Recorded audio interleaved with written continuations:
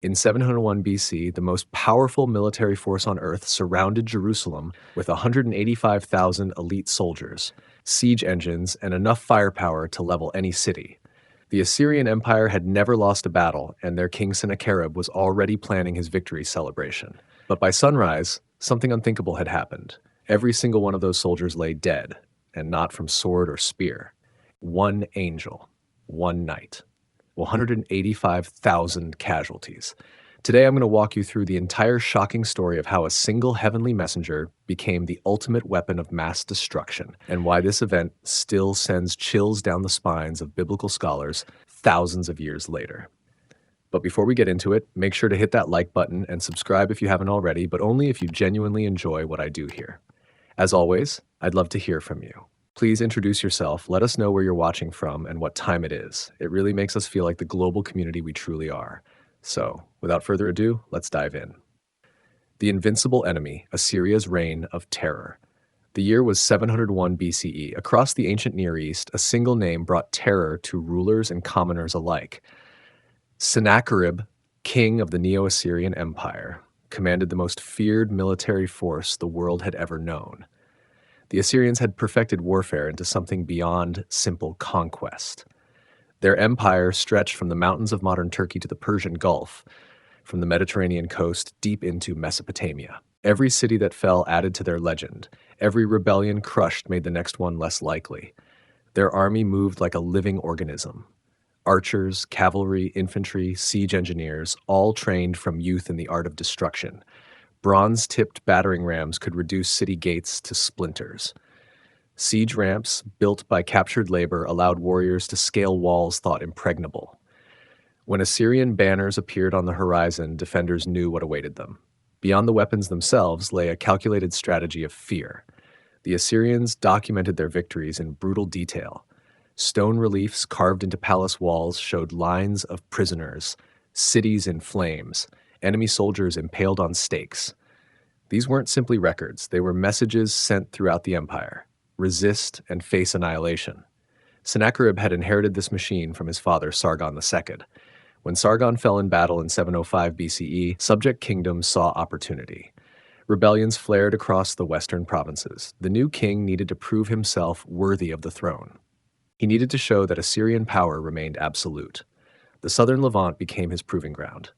Phoenician cities submitted, Philistine strongholds fell one after another.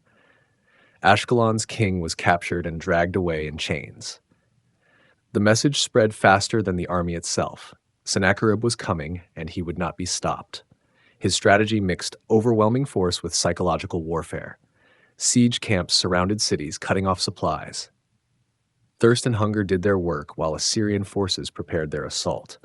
Messengers offered terms: surrender now or face total destruction. Many accepted. Those who refused learned the cost of defiance. The Assyrian military complex operated with ruthless efficiency. Supply lines stretched back to Nineveh, ensuring troops remained fed and equipped. Engineers surveyed terrain, calculating where to place ramps and towers. Infantry practiced coordinated assaults. Nothing was left to chance. King Hezekiah of Judah watched this juggernaut approach. To the north, the kingdom of Israel had ceased to exist, conquered by Sennacherib's predecessors. 46 fortified cities in Judah fell during the campaign. Archaeological excavations at sites like Lachish reveal layers of destruction precisely dated to 701 BCE. Arrowheads, siege ramps, mass graves, the physical evidence matches ancient accounts. Sennacherib's own annals, inscribed on clay prisms, boast of these victories. They speak of deportations, tribute extracted, countryside devastated. The Taylor prism, discovered in the ruins of Nineveh and now housed in the British Museum, provides the Assyrian perspective. More than 200,000 captives taken, countless livestock seized, treasuries emptied. This wasn't random violence. Assyrian policy aimed to break the spirit of conquered peoples. Deportations scattered populations far from ancestral lands. Local leaders were replaced with Assyrian appointees. Religious practices came under scrutiny.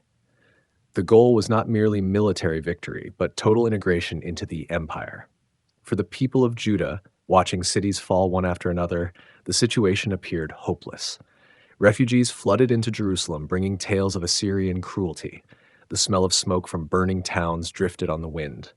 At night, the glow of distant fires marked the army's inexorable advance. Sennacherib moved with deliberate speed. Lachish, one of Judah's most important fortified cities, became his focus. The siege there demonstrated Assyrian siegecraft at its peak. Soldiers under cover of massive shields advanced under arrow fire. Engineers constructed a massive earthen ramp, still visible today, allowing siege towers to reach the walls.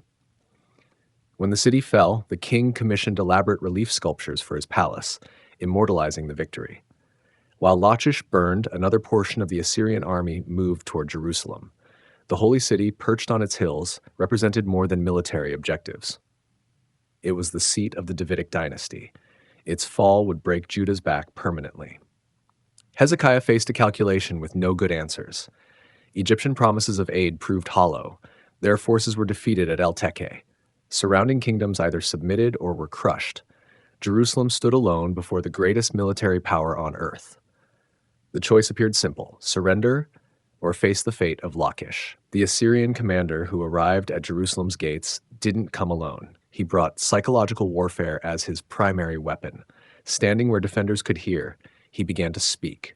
His words, recorded in the biblical account, carried careful calculation. Why trust Egyptian promises when Egypt had already failed? Why believe Yahweh would save Jerusalem when gods of greater nations had proven powerless? Hadn't Hezekiah himself removed the high places where people worshipped? This last point cut deeply. Hezekiah's religious reforms had centralized worship in Jerusalem.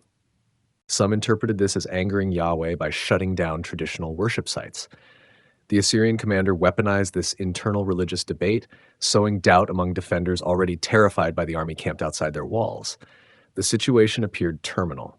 Sennacherib's track record spoke for itself. No city that resisted had survived intact. No god invoked had prevented Assyrian victory. The army surrounding Jerusalem represented the pinnacle of ancient military technology and tactical sophistication. Logic suggested only one outcome: the siege of Jerusalem, a city under siege. Jerusalem in 701 BCE was a city transformed by crisis. What had been a modest urban center suddenly swelled with refugees. People who had watched their towns burn, who had fled with whatever they could carry, now pressed inside the city walls seeking sanctuary. The city itself had grown beyond its original boundaries. Archaeological evidence shows rapid westward expansion during this period. New fortifications rose to protect the enlarged population. Estimates suggest Jerusalem covered perhaps 125 acres, housing somewhere around 25,000 souls, a staggering number for the time, made larger by those fleeing Sennacherib's advance.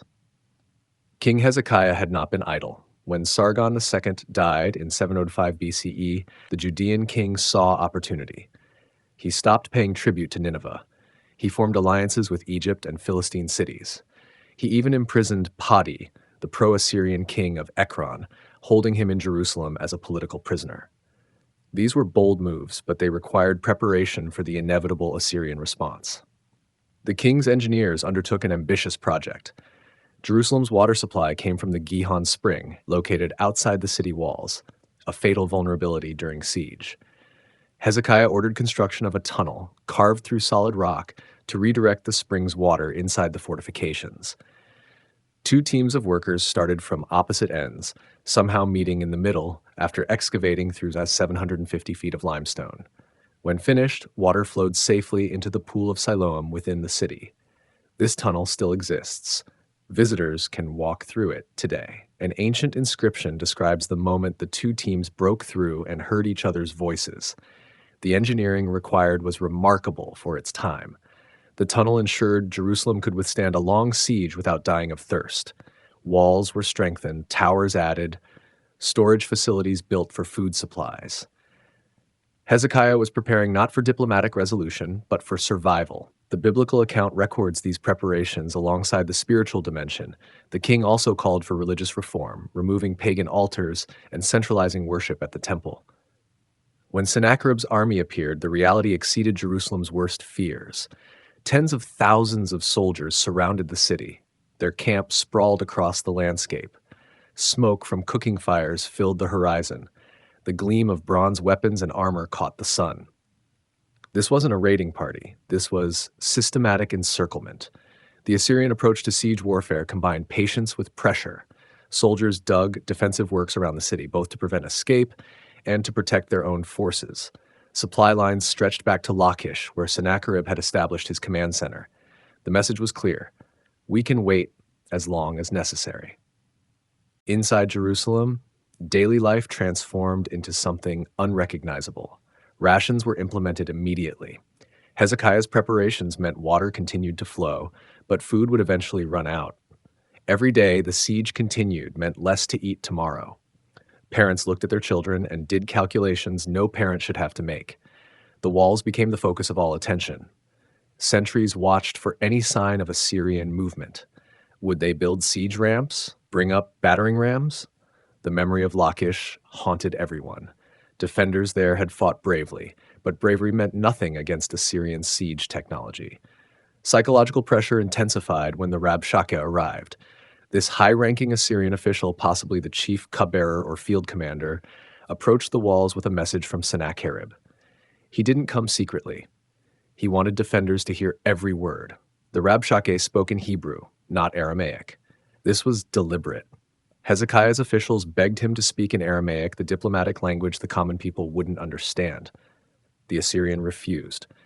He wanted his message to reach everyone on those walls. His words dripped with calculated cruelty. Don't trust Egypt. They're a broken reed that will pierce your hand when you lean on it. Don't trust your king. He's deceiving you by claiming God will save you. Don't even trust your God. Have any gods of any nations prevented Assyrian conquest?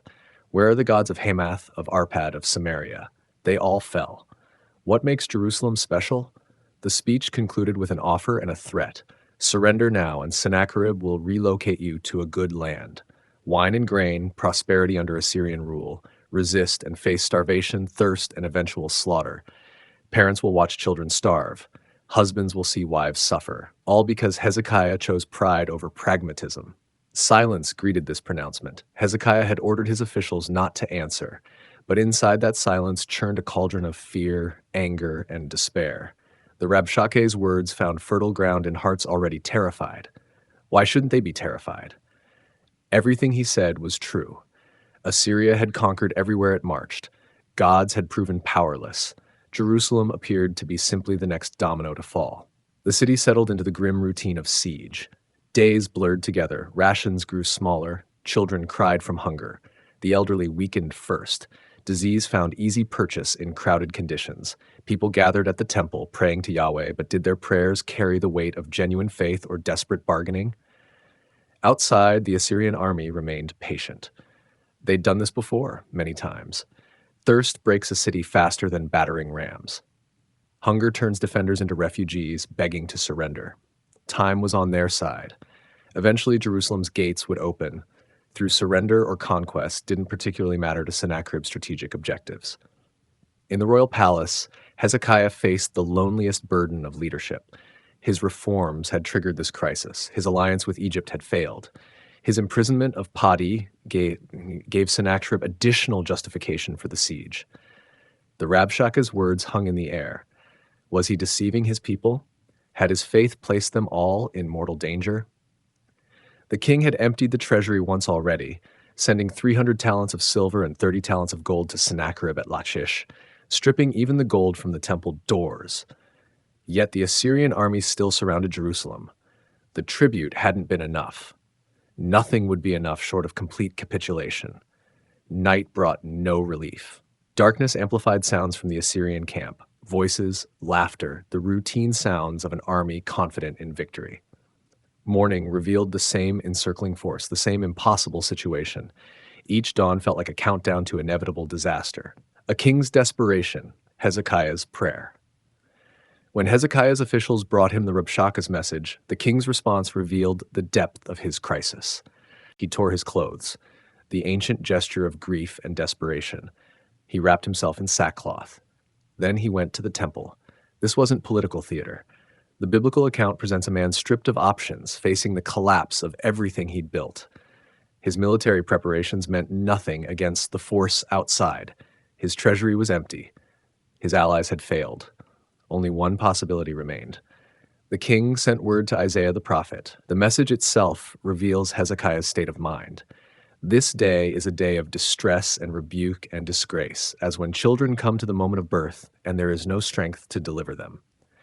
The metaphor speaks of ultimate helplessness, life at the point of beginning, stopped by inability to push through. Isaiah's response came swiftly. Don't fear the words you've heard. Don't let the Rabshakeh's blasphemy shake your faith. Sennacherib will hear a report and return to his own land, where he will fall by the sword. The prophecy was specific, concrete, and seemingly impossible given current circumstances. Meanwhile, Sennacherib sent a letter. Written messages carried different weight than spoken words. This letter laid out the Assyrian case with brutal logic. Where were the gods of Gozan, Haran, Rezeph? Where were the gods of Eden's territories? Where were the kings of Hamath, Arpad, Sepharvaim? All conquered, all powerless before Assyrian might. Jerusalem would be no different.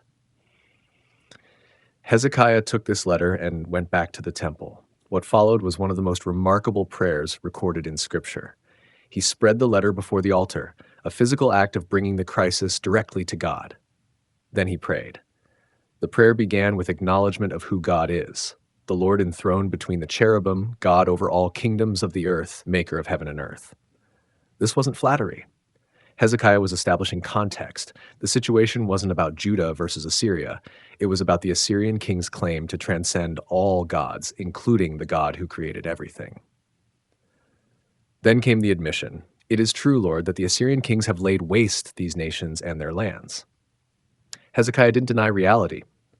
The Rabshakeh wasn't lying about Assyrian victories. The archaeological record confirms this devastation. Cities across the region show destruction layers from this period.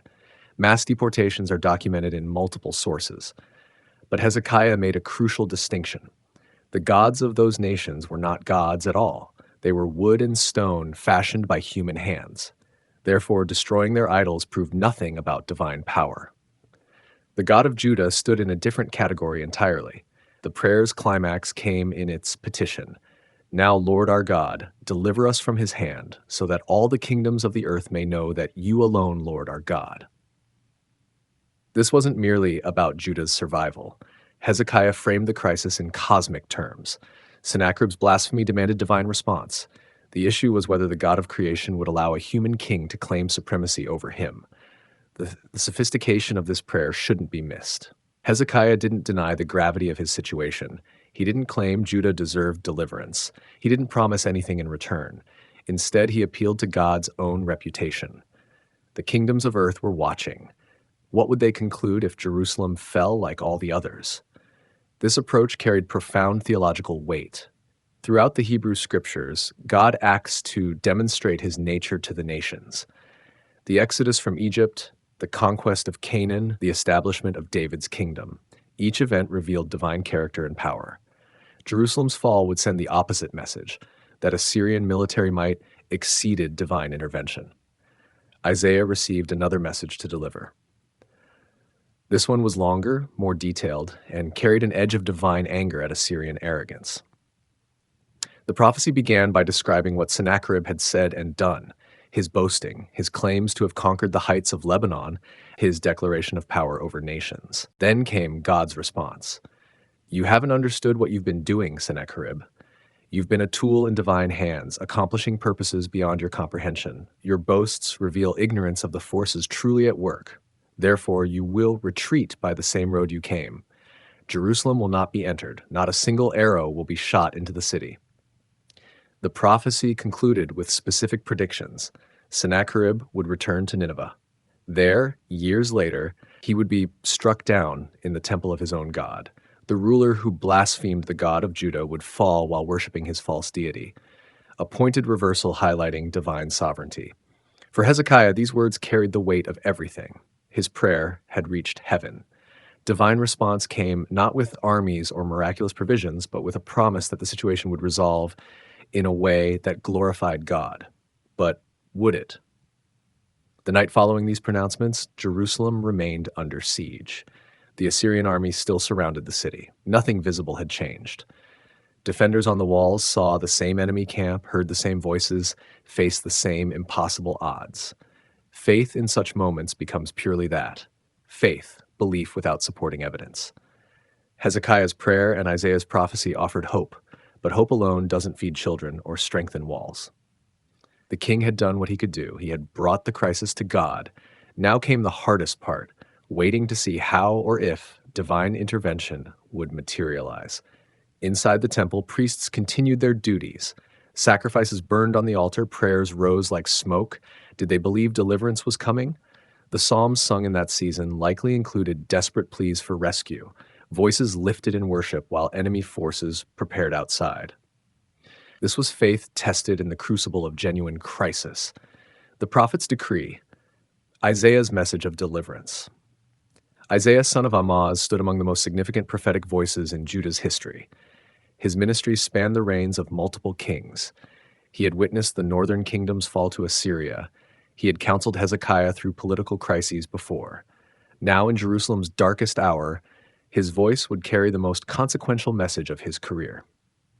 The prophecy Isaiah delivered after Hezekiah's prayer was unlike typical prophetic utterances. It came in multiple sections, each addressing different aspects of the crisis. The first section spoke directly to Hezekiah, offering immediate reassurance.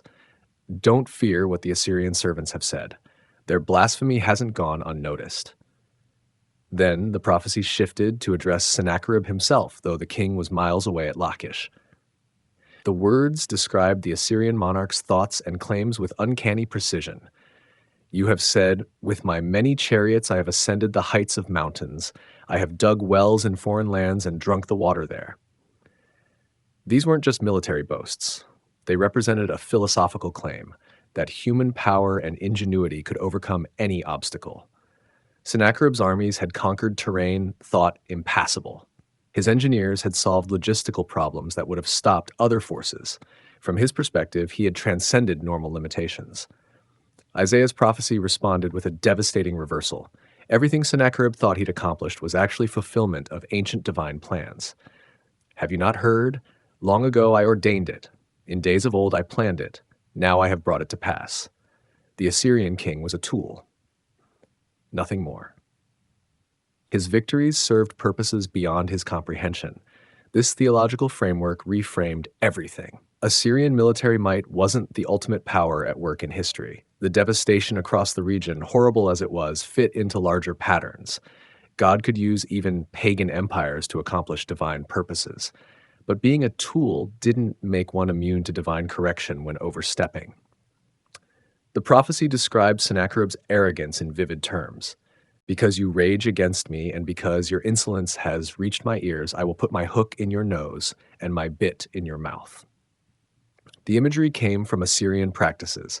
They literally put hooks in captives' noses to lead them away. Now divine justice would reverse the humiliation onto its practitioner. Then came the specific predictions. Sennacherib would not enter Jerusalem. He would not shoot an arrow into the city. He would not build a siege ramp against it. He would return by the road he came, never passing through Jerusalem's gates. This wasn't vague prophecy. It was concrete prediction about immediate military events. For the city's defenders, these words carried mixed impact. The promise of deliverance was clear, but the method remained unspecified. How would God prevent Assyrian entry? Would reinforcements arrive? Would the walls prove impregnable? Would Sennacherib simply decide to leave? Isaiah added another layer, a sign for Judah. This year, eat what grows by itself. Next year, the same. But in the third year, plant and harvest normally. The sign spoke to agricultural cycles disrupted by siege and warfare. Normal life would resume, a promise extending beyond immediate crisis to restoration of peace. The prophecy also addressed Jerusalem specifically. The zeal of the Lord Almighty will accomplish this. This phrase emphasized divine commitment. The outcome wouldn't depend on human effort or military strategy. Divine passion for his own reputation guaranteed the result. Historical context makes Isaiah's position remarkable. He had lived through decades of Assyrian expansion. He had seen their military machine operate with ruthless efficiency. He knew the fate of cities that resisted. Every rational calculation suggested Jerusalem would fall. Yet he proclaimed the opposite with absolute certainty. This created tension within the city. Some heard Isaiah's words and believed. Their faith, fragile as it was, found anchor in prophetic promise. Others remained skeptical. They'd heard prophets before. Words were cheap when Assyrian soldiers surrounded you with weapons drawn. Which voice would prove correct? The prophet's credibility rested partly on previous fulfilled prophecies. Isaiah had predicted the Assyrian invasion. He had warned against trusting Egypt. His counsel had proven accurate before. But this new prediction went further. It promised miraculous deliverance when no earthly force could provide it. Sennacherib's field commander had mocked this exact expectation. "Do not let Hezekiah persuade you to trust in the Lord," the Rabshakeh had declared. "Has the God of any nation ever delivered his land from the hand of the king of Assyria?" The challenge was direct. Name one nation whose God saved them from us. The silence had been damning. Isaiah's prophecy claimed Jerusalem would be the first, not through superior military tactics or impregnable fortifications, but through direct divine intervention. The God who had delivered ancestors from Egypt, who had given them this land, who had established David's throne, that God would act again. The prophecy carried implications beyond immediate survival. Isaiah spoke of a surviving remnant taking root and bearing fruit. He described Jerusalem's recovery and future prosperity. These were long-term promises, but they all depended on getting through the current crisis. If Sennacherib breached the walls, future restoration became irrelevant. One section of the prophecy addressed the virgin daughter of Zion, Jerusalem personified as a young woman. Despite the siege, despite the terror, she would shake her head at the Assyrian king. The image was defiant, almost taunting. The threatened city would emerge unconquered, able to mock her attacker rather than mourn her destruction. The Assyrian response to these prophecies, had they heard them, would have been laughter. They possessed the largest, best-equipped army in the world. They had conquered nations far stronger than Judah. Jerusalem's prophets could say what they wished. It wouldn't stop battering rams or siege ramps. Yet Isaiah's words carried a quality that separated them from wishful thinking. The specificity, the concrete predictions, the theological framework, these weren't the characteristics of desperate fantasy. They represented either divine revelation or the most audacious bluff in history. For Hezekiah, the prophecy validated his decision to pray rather than surrender. He had taken the Assyrian letter to the temple, spread it before God, and asked for intervention. Isaiah's message confirmed that prayer had been heard. Now came the hardest part, watching to see how the promise would materialize into reality. The night of the destroyer, the cataclysm. That night, something happened that would echo through history. The biblical account describes it with startling brevity. That night, the angel of the Lord went out and put to death 185,000 in the Assyrian camp. No elaboration. Assyrian records are silent, and modern historians regard the figure as symbolic rather than statistical. But other than that, no description of method, no extended narrative, just the stark statement of what occurred. When morning came, the text continues. There were corpses everywhere throughout the camp. The number itself staggers comprehension. 185,000 soldiers. An ancient army of that size represented one of the largest military forces ever assembled in that era. Sennacherib's inscriptions boast of campaigns involving tens of thousands of troops. This wasn't a small garrison, it was the military might of an empire. The biblical text uses the phrase angel of the Lord in Hebrew, Malach Yahweh. This being appears throughout Scripture in various contexts, sometimes as a destroying agent, sometimes as a messenger, sometimes in ways that suggest direct divine presence rather than a created being. Whatever the theological specifics, the text presents sudden, massive, and catastrophic death sweeping through the Assyrian forces during darkness. The soldiers who went to sleep expecting to continue the siege woke to find themselves surrounded by the dead, or perhaps they didn't wake at all. The historical and archaeological quest to explain this event has generated extensive debate. Some scholars point to epidemic disease. The conditions in ancient military camps created perfect environments for illness. Thousands of men camped together, sanitation inadequate, water supplies potentially contaminated. Plague could spread with terrible speed. Bubonic plague, caused by the bacterium Yersinia pestis and spread by fleas from rats, appears in multiple historical accounts from the ancient Near East. The Babylonian historian Berossus, writing centuries later, specifically mentions plague affecting Sennacherib's forces. This wouldn't have been unprecedented. Epidemic disease has decided military campaigns throughout history. The Greek historian Herodotus tells a similar type of story, an Assyrian army outside Egypt that was disabled overnight, in his version by field mice that gnawed the soldiers' bowstrings. He does not name Sennacherib, and the event is set on Egypt's border, not outside Jerusalem. Modern interpreters have noted that ancient texts sometimes associated rodents with plague. The connection wasn't superstitious, it reflected observed reality. Where rats and mice gathered, disease often followed. If Herodotus's account and the biblical narrative describe the same event from different cultural perspectives, plague becomes a compelling explanation. Septicemic plague, a particularly virulent form, features mortality rates approaching 100%. Victims can die within 12 to 24 hours of infection. In crowded military conditions with limited understanding of disease transmission, an outbreak could devastate an army before anyone understood what was happening.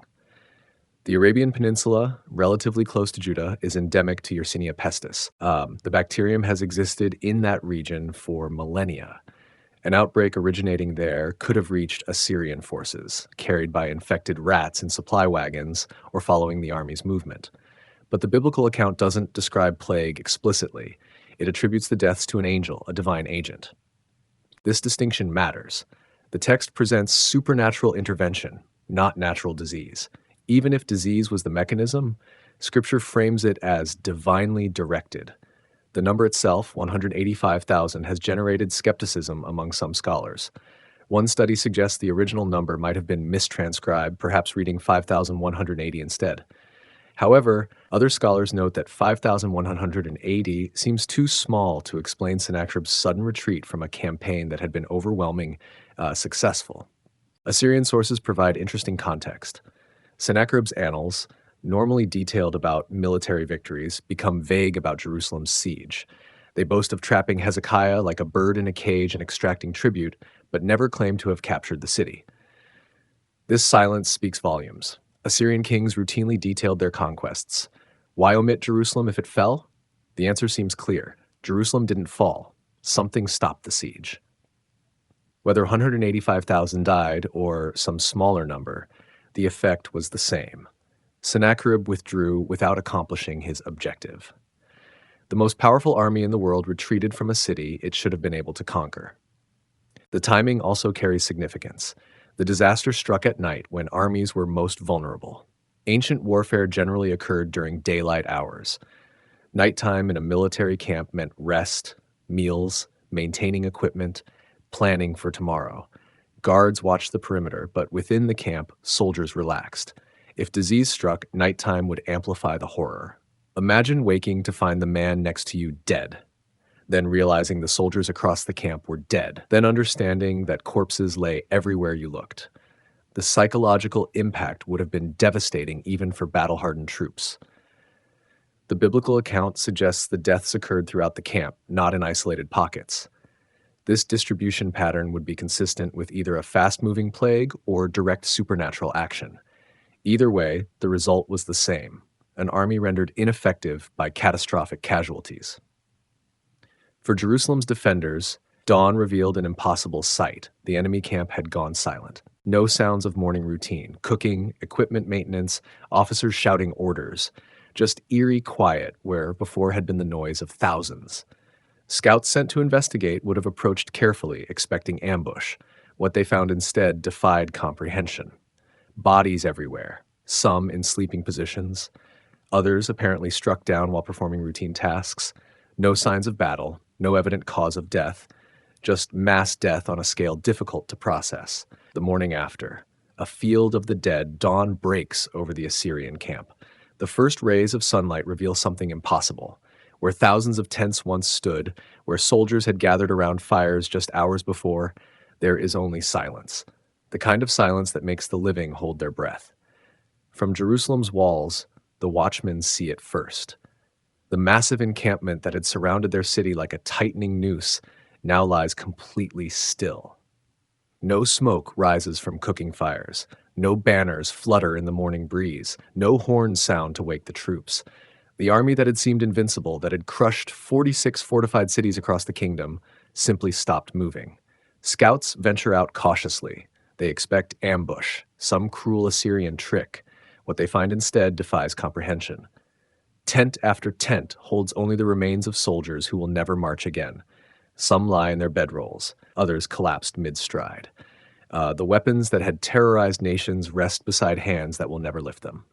By afternoon, the full scope becomes clear. 185,000 men gone in a single night. Inside Jerusalem, the reaction moves through stages.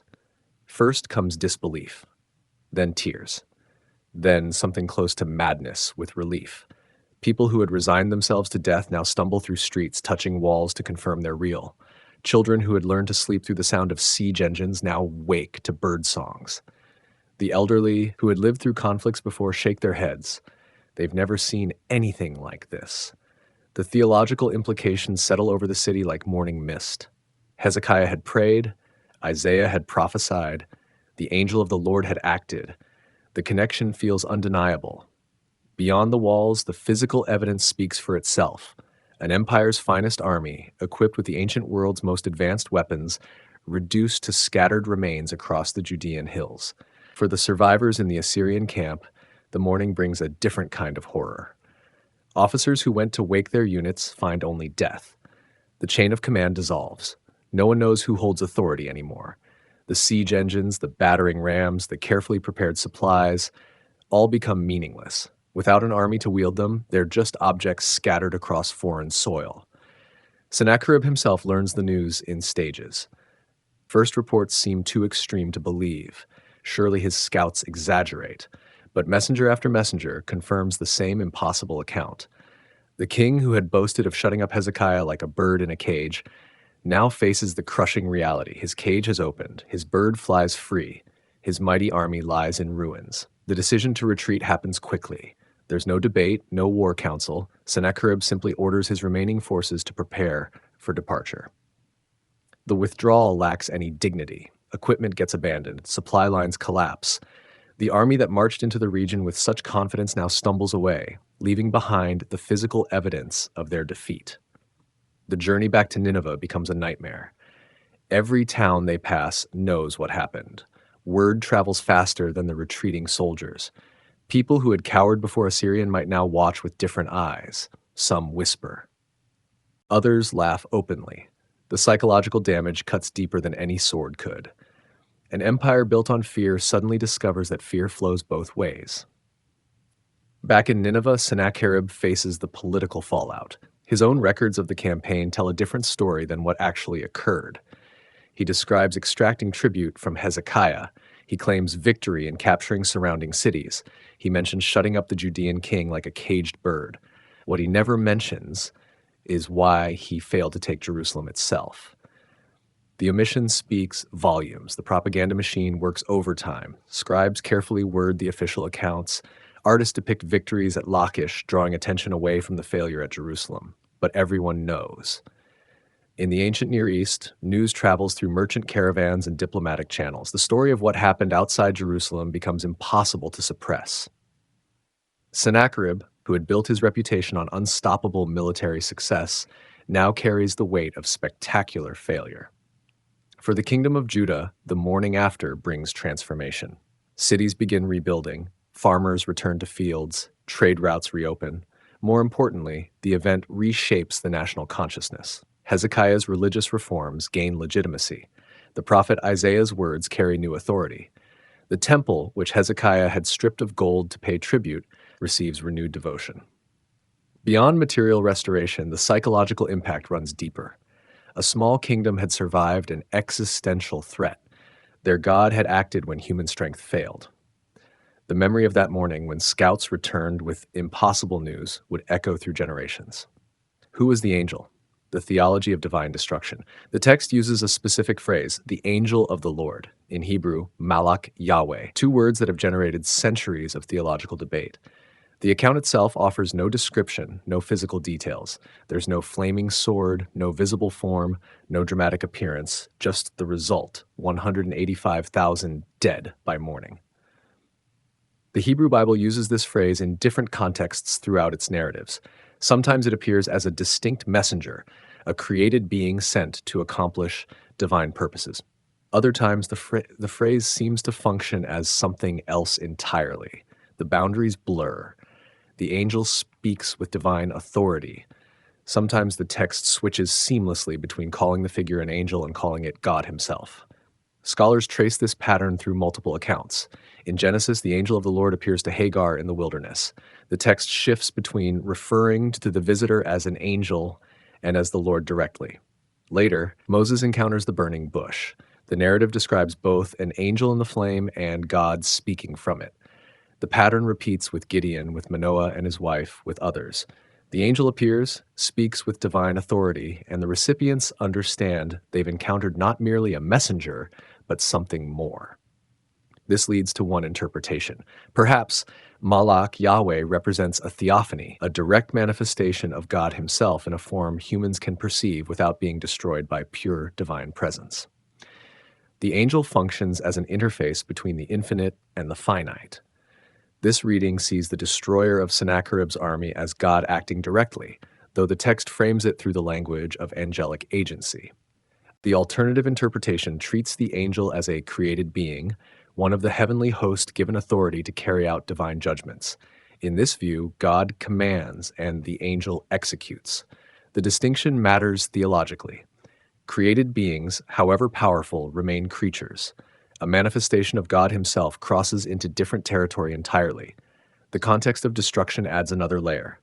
Throughout biblical narrative, angels appear as agents of judgment, not just messengers bringing news, but executors of divine will. The Passover in Egypt provides the clearest parallel.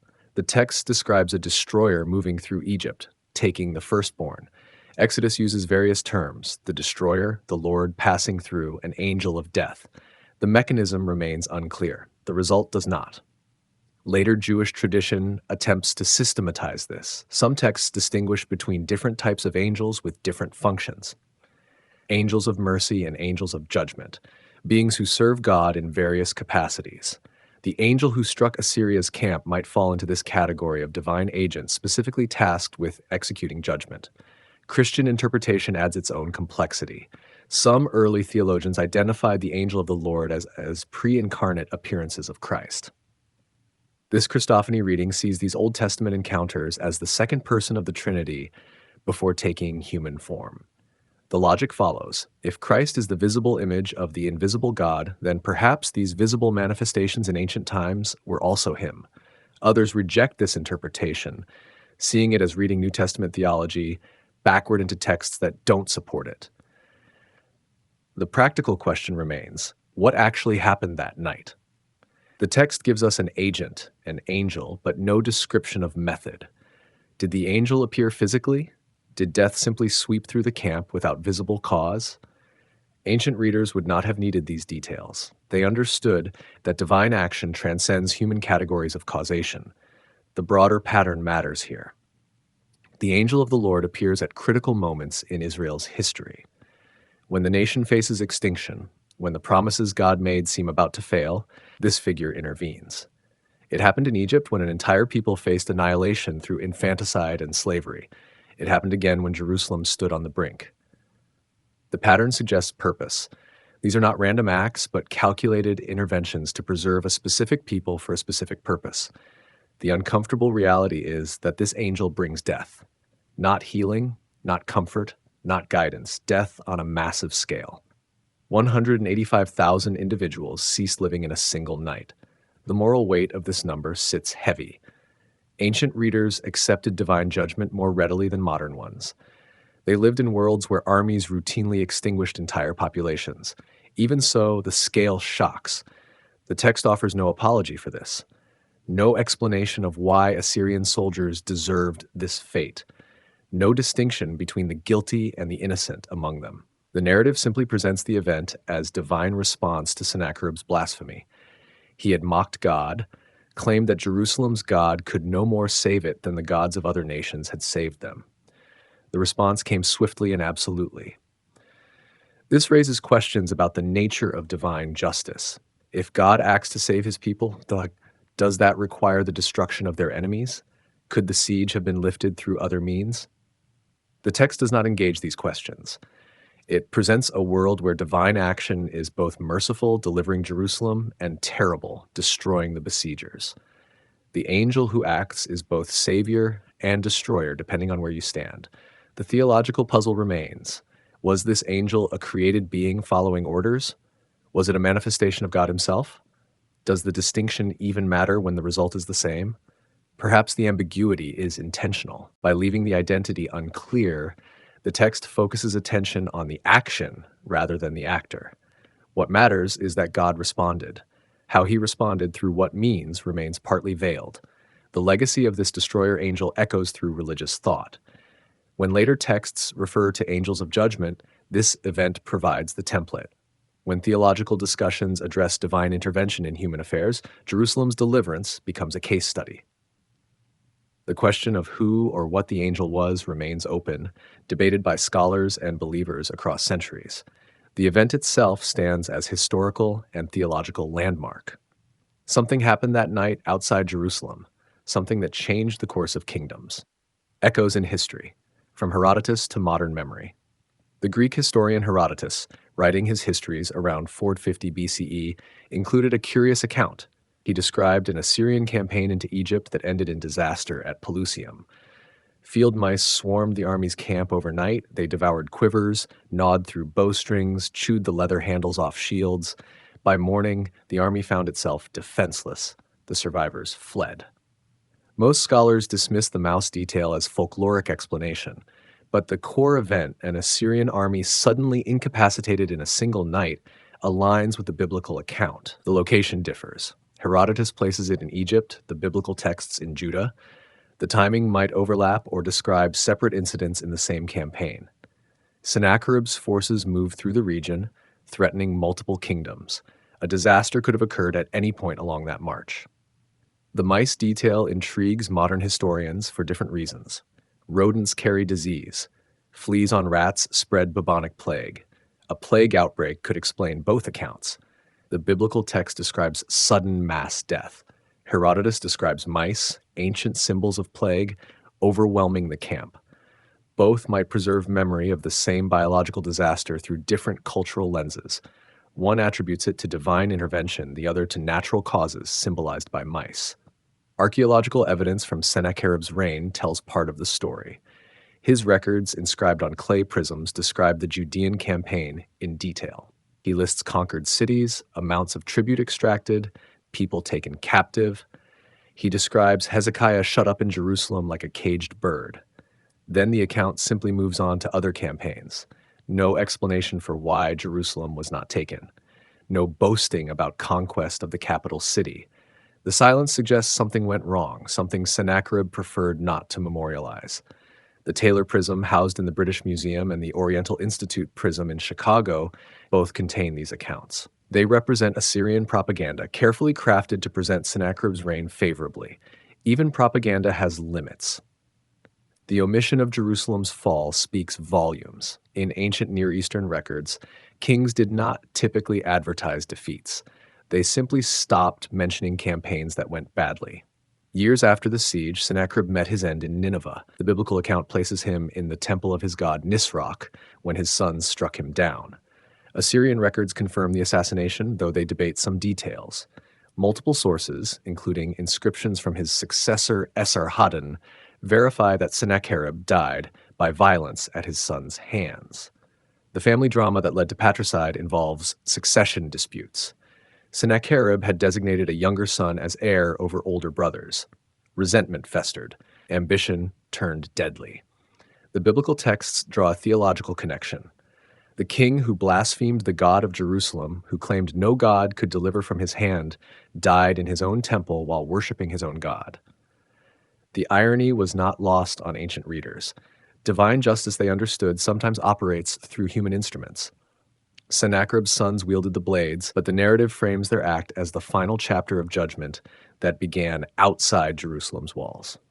Artistic depictions of these events span centuries. Medieval illuminated manuscripts show angels with swords descending on camps. Renaissance paintings portray the morning after, corpses strewn across hills. The 19th century poet Lord Byron wrote The Destruction of Sennacherib, capturing the dramatic moment in verse that still echoes. The imagery lodges in Western cultural memory, even for those who never read the biblical source. Military historians study the siege as a case of psychological warfare gone wrong.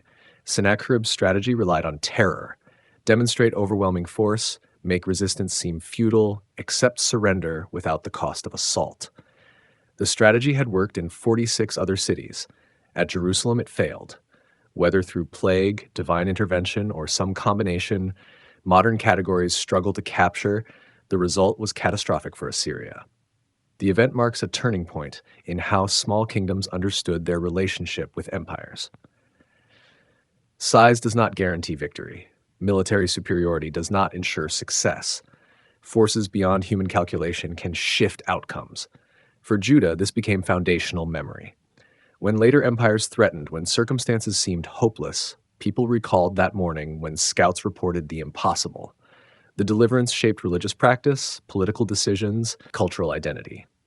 Jewish tradition preserved the memory through liturgy and commentary. Rabbinic texts debated the mechanics. Christian interpreters saw prophetic fulfillment and divine sovereignty. Islamic sources acknowledged Sennacherib's hubris and downfall. Each tradition processed the event through its own theological framework. All agreed on the basic facts. A powerful army besieged Jerusalem. That army was destroyed overnight. The city survived.